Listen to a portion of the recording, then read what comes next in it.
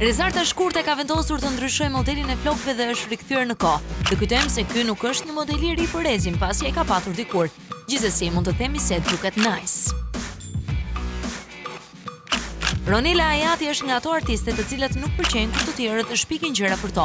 Kështu që bëri një postim në Instagram në të cilin shante disa portale shqiptare, të cilët kishin shpikur për të. Dhe mirë e bën.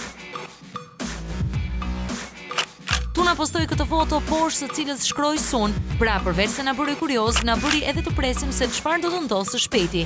Me shumë gjasa mund të jetë një klip i ri nga artistja, e cila ka bërë shumë mungesa kohët e fundit në tregun muzikor.